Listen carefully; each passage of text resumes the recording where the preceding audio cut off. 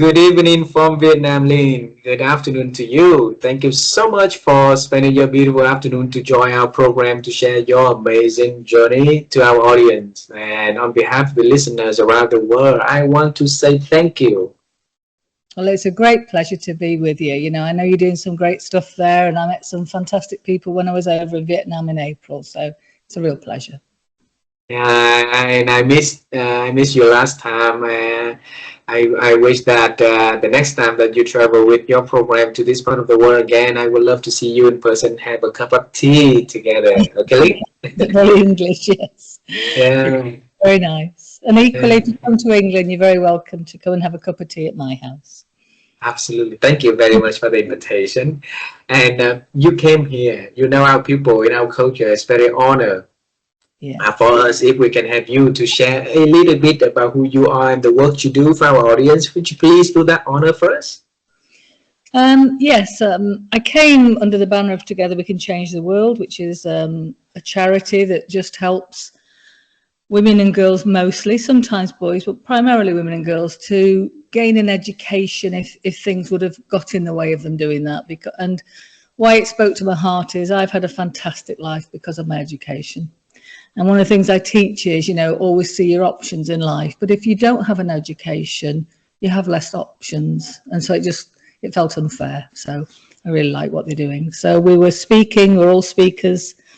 And, you know, we got to raise money for the causes. We all pay our own fares. We raise money to go on the trip. And we get to meet some fabulous people that inspire us. So. Lynn, you have a journey of beautifully, you know, of doing so many amazing things that you introduced to us only like less than 2 minutes, and that's not fair, okay? And as I shared with you before we do the recording, this program is for our audience to know, you know, how did you come up with the dream and pursue the dream of of doing what you do today. So there will be a lot of time travel in this conversation. Okay. And I'll lead the way. I'll ask you a question after, okay? How Okay. does time travel sound to you? It sounds very interesting. I've never done it. Why not? So last time you came here, did you come to the middle of Vietnam called Da Nang City? We did. We started off in Ho Chi Minh, and we also went up to Da Nang and Hanoi. So we travelled about a bit. Yeah, it was great. Okay, so Da Nang is my hometown. Great. I was born there, and when you and 40 something years ago, it was a very small city, very poor city, devastated by the bombs that happened through the wars, right? And I was born in the family that also poor. My parents were engineer, but during that time, engineer was seen as a lower class than blue collar. So workers are the highest in in the society, in the social ranking back then. Yes. And so my family, one night we had electricity. Maybe the next night or two, we did not have electricity. So it's dark. Okay. So when it's dark, you let your imagination run wild. So my first dream about the world and the work that I want to do is I want to become an astronaut and travel into the moon. So I want to be able to use the light from the moon so that I can, bring that light back to my hometown. That way. But life take me to different direction, different path, and during the journey of the past 4.5 years, I interviewed so many people that in the space industry. One of them actually came to the moon and walked on the moon. So his name is Charlie. Yeah. So for you, Lynn, when you were little, what was a dream about the future works that Lynn is going to do? I'm not so sure I thought about the work. I did know I wanted to be a social worker, but I was from a working class family, and we couldn't afford to go on holiday anywhere but in England. And when I went to secondary school, I was in a girls' grammar where people had more wealth, and a lot of my friends were going abroad. And I used to say to my mum, one day can we fly to Paris? Because that seemed like the height of excitement to go to Paris. And they used to laugh at me and say, oh, listen to our Lynn, she always wants, And I've had the privilege since of working in 20 countries. So before my mum died, she'd often laugh about, well, you got more than you dreamed, didn't you? Because I had that wonderful opportunity to be in so many places. And I mean, I've got a master's degree in social work, and I was a social worker initially in America. We went to live in America when we first married. My husband was doing a PhD in chemistry, and his supervisor took up a post there. So we went with him 10 days after we got married, all very exciting. And I worked there with a hospital team, and that was fantastic. And and that was my first kind of taste of really high quality teamwork. And then when I came back, I worked as a social worker here with children on what we call the at-risk register, which means often there's a lot of drug addiction issues for parents and things. And I was doing that for a little while, and I started to realise that you cannot, you know, my job was to work with the parents, but you can't change anybody's behaviour who doesn't want to change their behaviour themselves. And I just started to realise that either you have to kind of become a policewoman, which I considered, you know, because policewoman. Yeah, I did consider it. But then I thought, no, I want to be a counsellor, and I want to work with people who at least have taken that first step of wanting to make some changes in their life. And I initially trained as a marital counsellor, but I was very young. I was only 27 and I looked younger. And so people were a bit disappointed when they first got me, because they wanted somebody who looked wise, and they felt like they'd been given the daughter as a counsellor. But I suppose I hung on in there, and some of them could see past my age. And, you know, I did have two children then myself, so that helped. And it was after I started to see repetitive patterns in why relationships were failing. And after a while, I thought, you know, I think we're working with people too late. We're working with them when they're already distressed and they've sort of fallen out of love with each other. And so I decided to set up a night class, and I designed a night class just to help anybody who was interested really understand what were the common reasons relationships failed. And I put up my handmade posters on all my lamp posts in my local town.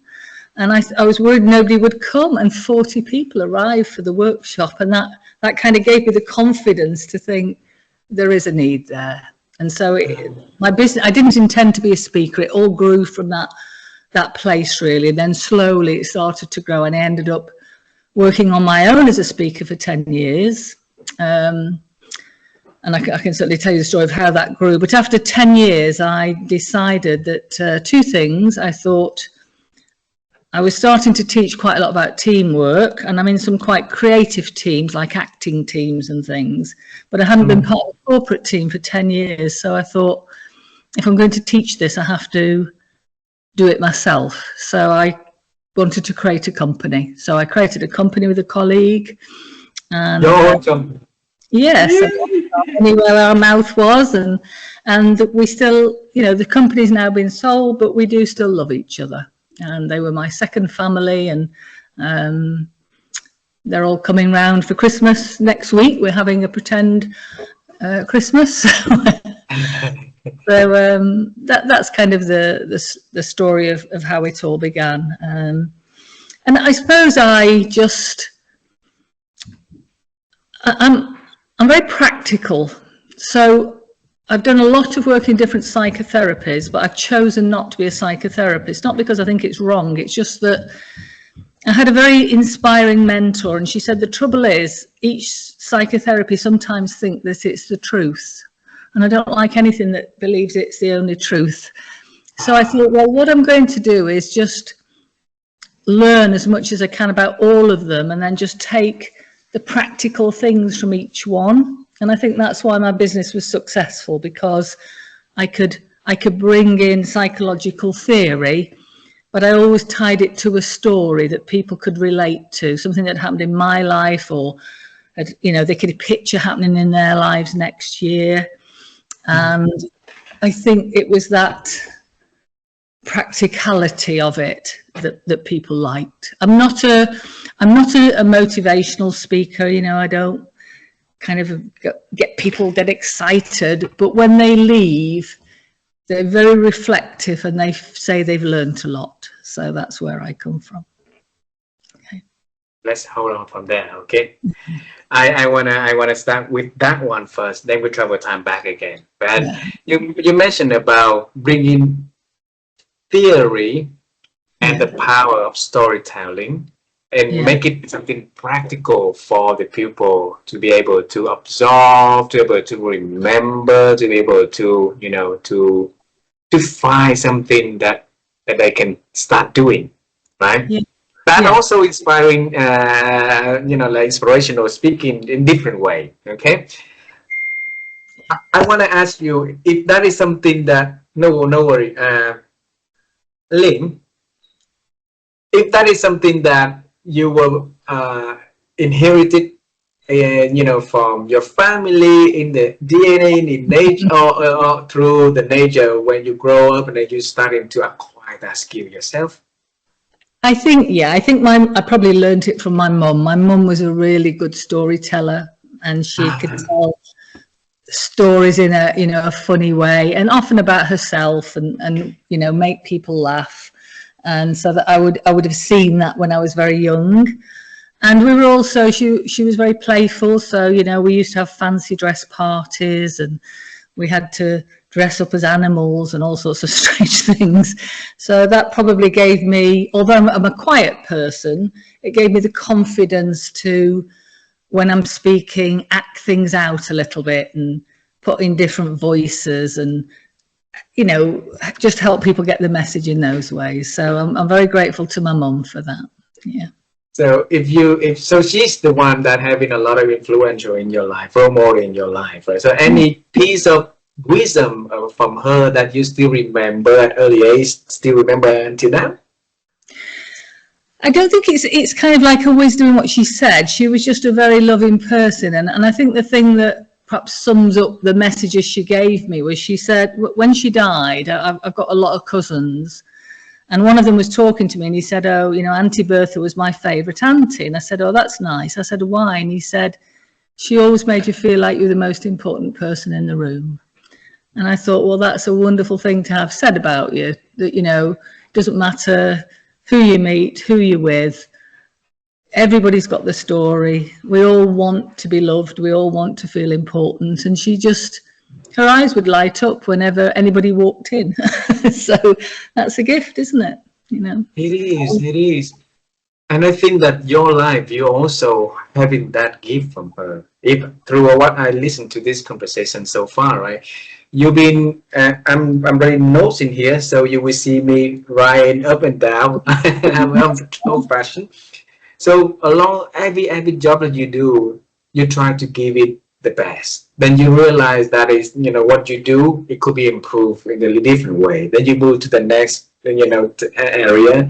Then you become a counselor, right, for children, and then you realize that is something that still not, you know, fixing it at the root cause. Then you move into the next one, move to the next one, and to me, it's at the core of that is you want to provide the best quality of care, quality of service to fix the issue for the clients that you serve.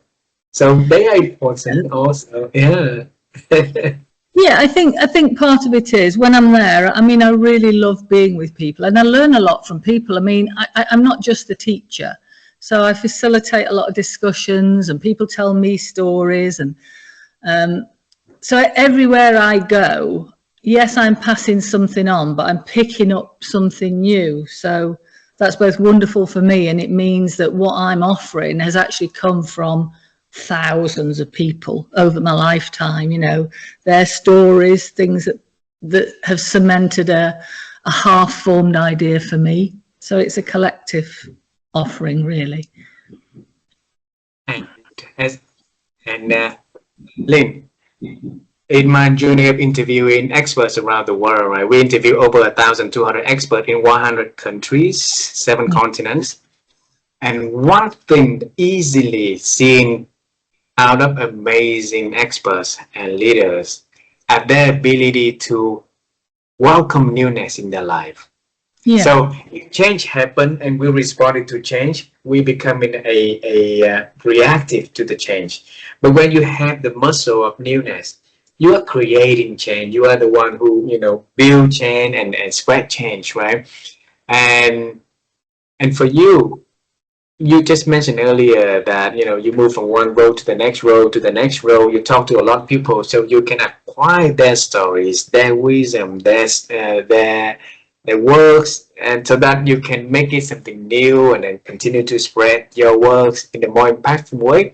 So I want to link newness and its benefit into your life so that we can help other people when they think of something new. They can starting to welcome the new things to happen instead of afraid of new things. Yeah, I think a lot of people are a bit concerned about change because many of us have brought from our upbringing worries about whether we're good enough. We feel like we have to be perfect or please everybody or different kind of core beliefs. And when a change comes along, we're worried that we won't be able to perform in the way we have in the past. And it's true, because we'll be on the learning curve. We won't for a little while. But if you can just think, but that's really normal. And what's special about me is I'm brave enough to cope with that slight discomfort while I'm still learning. And as long as you have not been raised to be afraid to ask for help, I think if people have been raised to afraid to ask for help, then it makes it a very difficult journey. They don't want to say they don't understand, and they think, oh, somebody's shown me once, I can't ask again, they'll think I'm stupid. Whereas perhaps what I'm quite good at doing is being able to say, I'm sorry, can you show me again? Can you help me? I don't understand this. Thank you, that's so nice of you to help. And most people do want, they like to help. They like to feel that they're doing something useful. So you're helping both of you in a way. And I think that's what you have to do to embrace change. Just not be afraid of the fact you've got to go back on the learning curve a little bit, and accept help from whoever will give it to you. Like you mentioned earlier, that if we are not in the family that promoting, the idea of ask for help, so it's really hard for us to open ourselves to ask for help, right? So if I'm coming from that background, I'm asking for help is something not in my nature. Yeah. How can I starting to embrace the idea of newness, of hey, open and ask Lynn for help, open and ask God for help, and starting to take baby steps like that, right? Yeah, absolutely. You've just taken the words out of my mouth. I was actually going to say you have to take baby steps. You're not suddenly going to change your whole persona, but you think, who do I trust the most? Okay, I'll ask them for a little bit of help. But then when you find that nothing terrible happens, in fact, it was quite nice, and you feel that you get closer to people, then you're able to take another risk and think, well, maybe I'll try somebody who, I don't know that well, but I just sense that they're a warm person. And you just keep testing out the ground rather than doing something so big that it would set off the stress response in you. But, wow. Yeah. I note in here a few words, keywords, and one of the keywords is patterns. Okay, so pattern. The second keyword is realize. So you mentioned that when as a social worker, you start to realize that this part of work needs to improve. So you move into the next one. Then you realize that for you to have at that role, then it's to lay up the process, so that you need to move to the next row so that you can create a prevention or create change earlier, something like that, right? Yeah. And a lot of people doing one job over and over for years, and they're too comfortable with the job and not realizing, there could be more added on to the things they do. So for you, where did that strain of realizing improvements or additional things you could do, that realization, how did it happen? Oh gosh, that's a good question. I don't know. I've got an older sister who was also an inspiration. So, she was head girl first, and she was just very good at. She became a teacher, but she was a really enthusiastic teacher. Some teachers sometimes get a bit jaded, and she never lost her love of working with children and finding creative ways to help them. And so I think I always wanted to be like my big sister. I admired her, and perhaps that gave me the courage.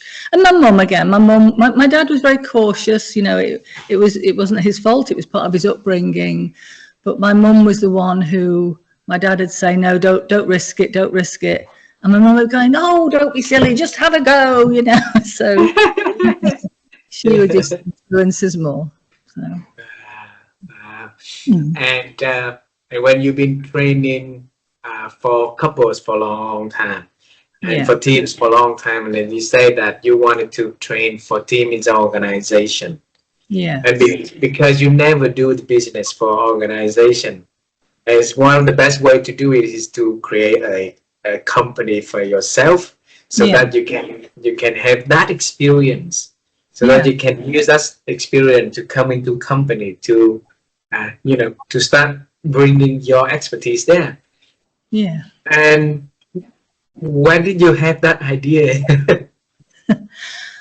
I think I just feel that, you know, to have credibility, you have to talk about things that you've experienced. And so it didn't feel fair to start talking about building great teams when I'd only done it in unusual teams, not in corporate teams. And corporate teams are hard, you know, and when you've got a boss, you know, and I'd seen my own children, you know, I've got two beautiful, you know, clever kids who are now, you know, in their 40s, and they each have wonderful partners. And I'd seen those four young people at times have a not good boss and seen the impact it had on their happiness and persona. And I'd also seen all four of them who had a good boss. And it was like day and night. And I just kind of, I think that was an inspiration. I wanted my children and other people's children to have more positive experiences at work.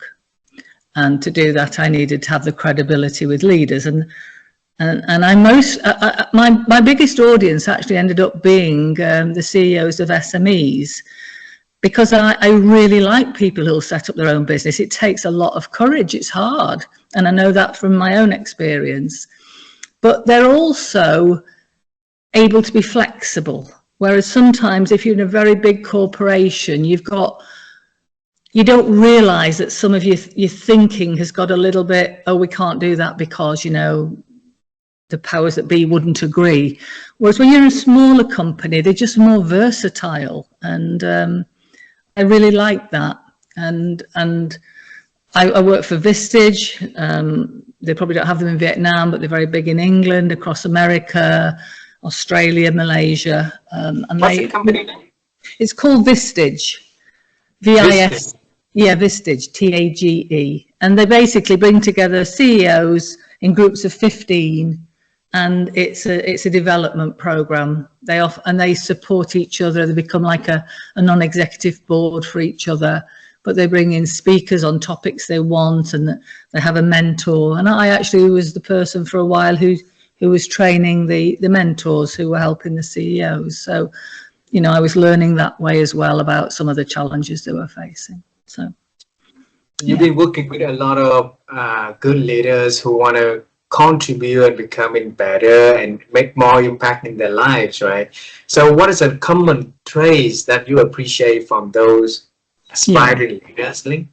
I'm really lucky actually, because the last few years I only work with people I really want to work with. So I've just been working with some really fabulous people, but there's a real mixture out there, isn't there? There are people who could be really good leaders, but they've just not had the opportunity to learn yet.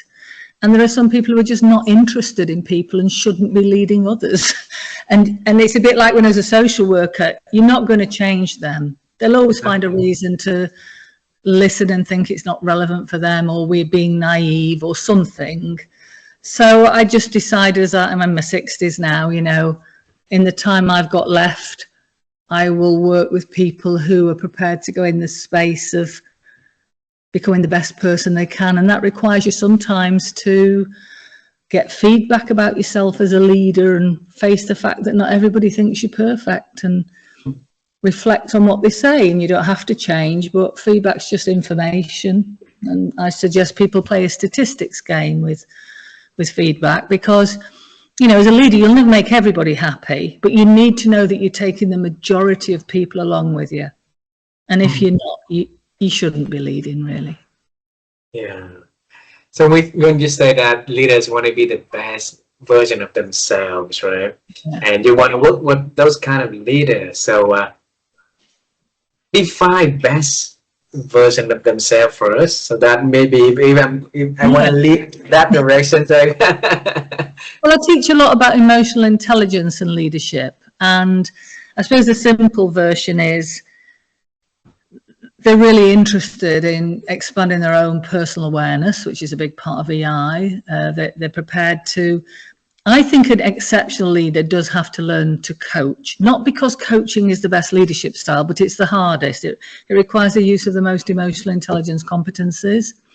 And if you learn to coach people, yes, in a crisis or when the team first forms, you might need to be directive, but it gives you all the skills and knowledge you need for two other very helpful leadership styles. One is the participative, which most young people demand.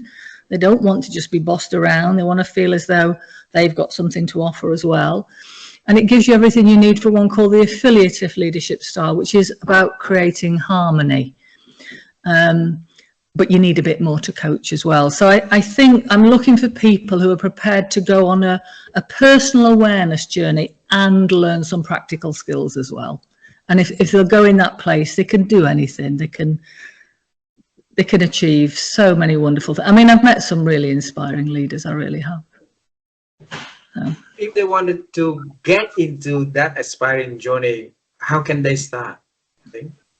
Well, I suppose there'll be quite a few around the world of the groups like Vistage, but you just need one that has a very kind of open outlook. It's not just one individual who's trying to has his or her own image of leadership. And I think what I like about Vistage is because it's such a global organisation, there's so much information coming into the organisation that's kind of getting passed on. You can't get straitjacketed.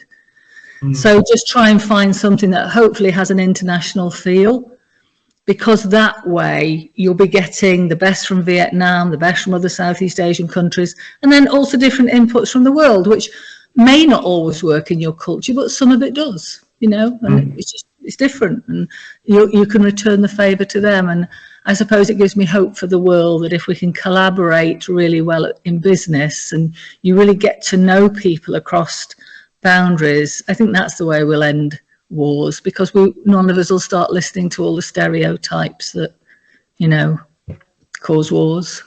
So, yeah. I think that for a lot of us, we've been in the management era for long, then the leadership era, we just started for a couple of decades, right? Yeah. And now AI is coming and disrupting a lot of, like what we've been knowing in the past. So I think there's a lot for us to learn out there. A lot of people worry about their job, about, how they can be managing people or leading themselves. We're in that new era of AI. So where do you see it? I'll be honest, I'm a little bit of a dinosaur when it comes to my husband is actually really into AI, but I do think it's a difficult one, and I wouldn't pretend to help people with navigating that. But what I would say is people are always just looking for sincerity, and most people want some human contact as well. So, okay, take the best of AI, but don't be persuaded to lose what your company might be offering, which is the kind of the humanity of what you can offer them. It might be slightly more costly, but just think very carefully before you take out the human element, because I would pay more to have an interaction with a person than have to talk to a computer. I just would. And they drive me crazy at times. So yes, we've got to progress. I do understand that, and they will bring some wonderful things. But companies have to hold on to ways to stay connected to the customers in some human way as well. Even if it's just sending out little videos where they chat to them now and then, and there really is at least one helpline where you can talk to a person, and things like that. It doesn't even have to be massive, but just don't let it take over your life and let the shiny technology forget that at the end of the day, we all just want connection. That's what we're looking for. So I'm sure there's a lot of people who would love the profession that you are in, would love to be, you know, a speaker, a trainer, a facilitator, a coach, a therapist, right? And if with your years of experience and you would want to give them some advice so they can help them to fast track their career, get into the career of success and happy and fulfilling, what is that something that Lynn would give to our audience? I think you have to face the fact that you must want to give the message more than you want to be a speaker. So sometimes, you know, somebody just thinks, oh, I want to be a speaker, and then they're trying to look for something to speak about. Okay, they may be quite good, but it'll never absolutely come from the heart. So I think you need to start by thinking, what is actually moving, you know, what's happening in the world that's having an impact on me that I care about, and find a way to talk about that, because then you will speak from your heart and people will relate to you. And I think you have to stop thinking you're going, you know, worrying about, will I make lots of money? You might do, and that'd be a bonus. But, you know, I did loads of free talks when I was new to it to just try and gain some credibility. And even when we set up our company, we would offer free places, because just bombarding people with lots of information about how great you are, they don't know if you're great unless they see you in action. They don't know if they feel safe unless they're with you. So I think you have to create opportunities for them to see you and trust you, and that will cost money. And I think it's very hard. I mean, I was lucky, because if I'd been the only breadwinner, I don't think I could have set up my business. But I was married, and we just, you know, chose not to have holidays and buy things we might have wanted, because I didn't make any money for the first 2 years. And then I did start to make money, but you've got to be able to get through that difficult period as well. You just have to utterly believe your message, because that's what will get you through that period as well. Lynn, question. A lot of startups die within the first year because of people don't have the tenacity to, you know, to hold on to it a little longer, or so many stress with, you know, continuing the business that you see no money coming in yet, right? Yeah. So what message did you talk to yourself for the for that 2 years in order for you not to quit, but to hold on to the idea and continue, you know, that path? I think, I mean, as I said, I was lucky because, you know, I could still eat. And if I understand that if you've got a family and there's questions about that, you do have to make choices. For some people, I think they're better to try and go down to a 3-day week, something like that. So you've got some stability to get through those difficult periods, and then test the waters out. And, you know, you may have to do work at your weekends and things, rather than just suddenly like giving up your job and having all that fear. I think because it is hard out there, and I think it's getting harder actually. There's so many messages coming at you. So I think, you know, if you can find a job that you like well enough, and if you've always been fair with people and you've always worked hard, if you go to your boss and say, you know, I'd like to work a 3-day week, they might say no, but a lot of people don't want to lose you if you're a really good worker, and if they'll, you know, you can find a compromise. And then sometimes you can even offer to say, well, in return, you know, I do some training for the company, and I would do it at a, you know, at cost or something. You be creative with a way to make things a win-win, because you have to get the testimonials really. And I suppose my second tip is, I just asked everybody to write a testimonial when I'd done, and I used those to convince people to give me a trial next time. Because me just saying it isn't going to work, but somebody they know having said, I must admit, I didn't want to go on this workshop. I thought, oh God, what's she got? But actually, I was quite surprised, and it has, you know, then that brings people in to overcome their own cynicism. And everybody's so busy, you know, it's really hard to fit in going on events, isn't it? So maybe taster sessions as well of what you can do. So you're not having to say, you know, you have to come for 2 days. You're saying, you know, come to this breakfast, You know, all you have to do is perhaps buy breakfast if you can't afford to give them breakfast, but what you'll get in return is you know, an hour of learning and sharing and things like that. So and potential testimonials, right? And Lynn, I really love the way that you think. You mentioned about trying something and trying to negotiate, be creative, and you mentioned the word "I think" many times in this conversation. And that every time that we heard people saying that thing, it's like something like shining inside of our head and our hearts. Because my wife and I, we always love to help people to improve their ability to think. And one, because we believe that our thinking has so many things that impacting, you know, our thinking these days. So it's going down instead of going up, you know, for a lot of people. And each conversation like this is a way for us to bring insights, tips, and secrets that can help people to improve their ability to think back. So Lynn, the question we have for you is, how have you been growing your ability to think that you can share to our audience?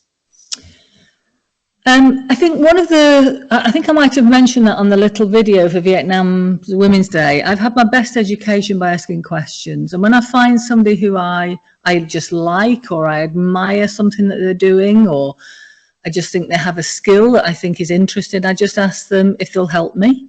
And there's not many people in the world who won't help you if you're not asking for a lot. And I just say, what would really help me is, can you help me understand what you think and what you do that's enabled you to, you know, achieve that or learn that? And you have to understand what somebody thinks before you can make sense of anything they do.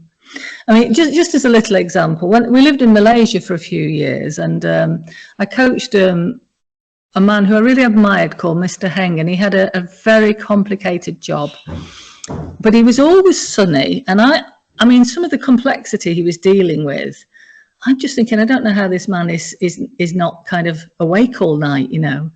And I said to him one day, you know, what do you think, Mr. Heng, that means that you can cope so resiliently with everything you're doing? And he said, well, the way I see it is, I think I'm paid good money to solve problems. So when any problem comes along, I just think, oh, good, a way to help me earn my money. And he does, it was exactly. And I thought, yeah, you had to know that that's what he's thinking for him to cope with so much stress. Because most of us would be thinking, oh, not something else to bother me. And he's thinking, oh, I can earn my money. So, yeah, ask people what they think. And you don't have to always do what they think, but just sometimes it just gives you a different perspective on something, or makes you laugh, or when you're particularly down, you remember it, and it just lifts you that there's people in the world who could deal with things differently. So beautiful. A few last question for this conversation. I want to bring you to first two different points in your life. Yeah. One is when you started that night classes. Yeah. Okay. And you did not even know how many people are going to show up the first night. Yeah. So I want to bring you to the morning of that night. Yes. On that day, okay? And probably Lynn was nervous about who's coming, how's it going to turn out. So now you and me of 2025 came to that room. Yeah. And you're going to talk to that Lynn, and whatever year that was, about her decisions of creating that night classes, right? So what is that you're going to tell her? I suppose I'm just going to tell her that it doesn't matter if it fails this time. You will find a way to get these messages out, because you know that they're really important. So just go along. And if there's only 3 people there, well, you'll make 3 friends and you'll have a great chat. And the class couldn't actually operate if there wasn't 12 there. That was the rule. So we would have just had to sit there and had a little chat, and then I would have gone home. So I just kind of tried to think that even the worst that could happen, I would have still gained something, which would have been somebody else's stories and insight. I think you have to be not afraid to fail in a way. you know, and not think that's an, if you think that failure is some indication of your inner soul, that's when you're going to lose it. It's not. The planets weren't combining at that point for you. Everybody was too busy. Next year it'll happen. You just have to believe there will be a way. So that's what I'd tell her. Well done. Get in there and just have a chat with whoever turns up. Now you travel to the secondary, like little girl, okay? Yeah. When she told mom that she wanted to go to Paris, okay? Remember that, right? And now you and I talked to that young little Lynn, and if there's one thing or two things that you want to tell her to, maybe in the future she needs to make change, you know, something, whatever, that you can give her that piece of wisdom, what is that you're going to tell her? I think I'd just tell her that she's going to have the most amazing life, better than she could ever possibly have pictured, which is true. But also I think I just want her to never get cynical about life. Just always, if you always see the best in people, then you will end up having a good life. You'll have one or two bad experiences, because there's some people out there who are not kind, but don't let the bad things put you off, because I do utterly believe there is more good in the world than bad. So just keep moving on, and you'll meet the next nice person, and something good will happen as a result.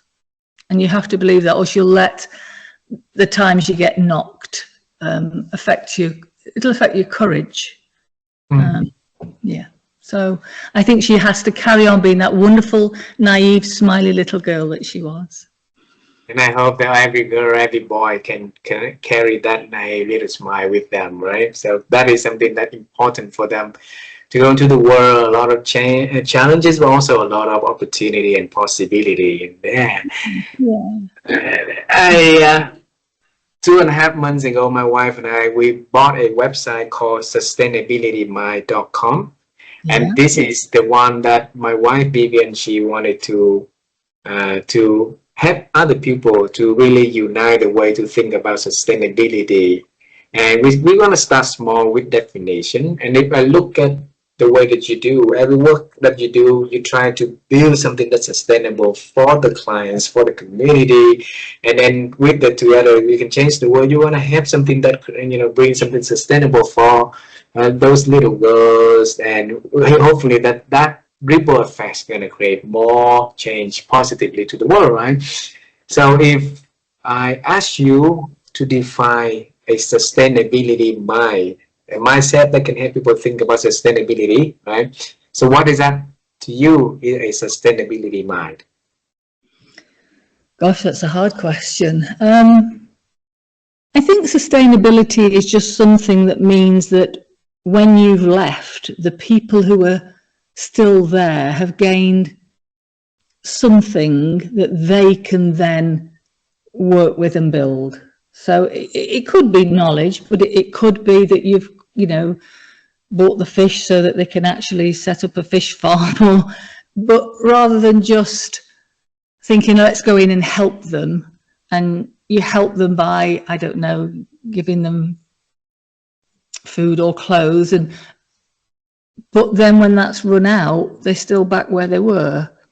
So you just have to think deeply about what you can offer them, that when you're no longer there, we'll still be reaping some rewards for them. So yeah. To give them the tools, or give them the fish for them to go fishing themselves, right? Yes, absolutely, yeah.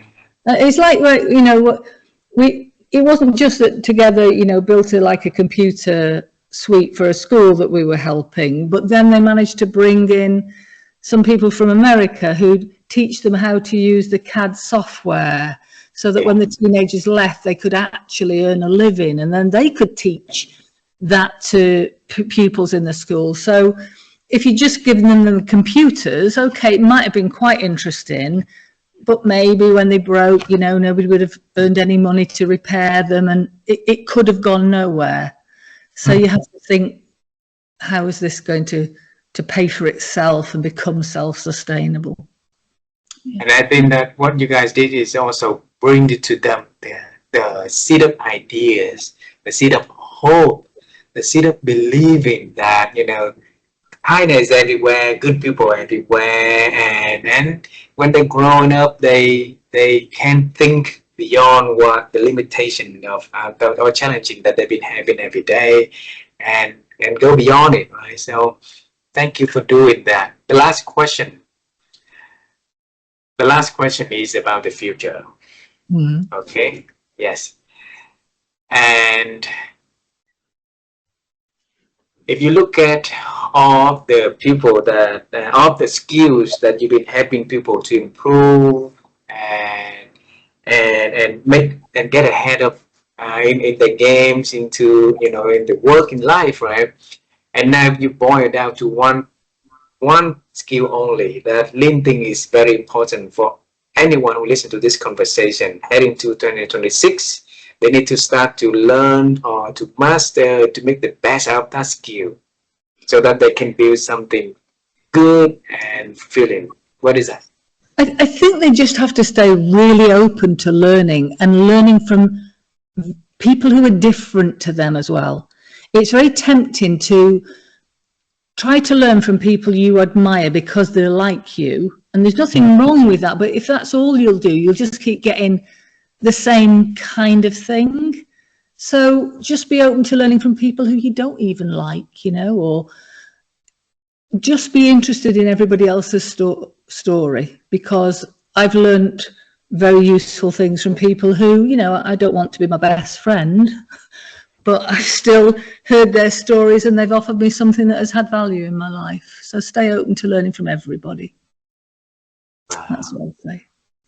It's really hard to do that, right? So I say that's the last question, but if is it okay for me to ask one last? Yeah. All right. Because you mentioned that it's not easy for us to learn from the people we dislike, right? So easier for me to learn from the people that I'm familiar with. Now open that reservoir to learn from the people that on the opposite side of our opinions, of our belief. Yeah. And how can I do that, then? I think, you know, one of the 7 habits of highly effective people is seek first to understand before you attempt to be understood. And if you go in rather than thinking, you know, I've got to make you change your mind because you're misguided, that's what's caused wars in the world. You know, if you could go in just thinking, the only way we'll ever have real peace is if I understand how you see things, so that then maybe I can present my arguments in a different way that could actually make more sense to you. And so it's you'll go in with a different, you're going in to both learn and influence, whereas sometimes we only want to go in and influence them to see how misguided we are. I mean, I've learned this from being a mediator. I'm an accredited mediator, and I often go in, and on one side there's somebody who's saying, if you could get them to start doing this, we get somewhere, and the other person saying, get them to stop doing this, and we're just not moving. And I need both of them to have a genuine wish for once in their lives to hear a different point of view. And then we can find a way forward. Yeah. You know, imagine if everybody could do that, right? How different our world is going to be. It would be fantastic, wouldn't it? But I'm a realist as well, and we might not get perfection, but I still think we're on the right trajectory in the world. Yes, yes. I hope that one conversation at a time, one person change at a time, one perspective, you know, move at a time would be wonderful, you know, and that give us the energy and the motivation to do conversation like this. So thank you so much for being so kind to join our program, to share your story, to share a lot of wisdom and insights in this beautiful conversation.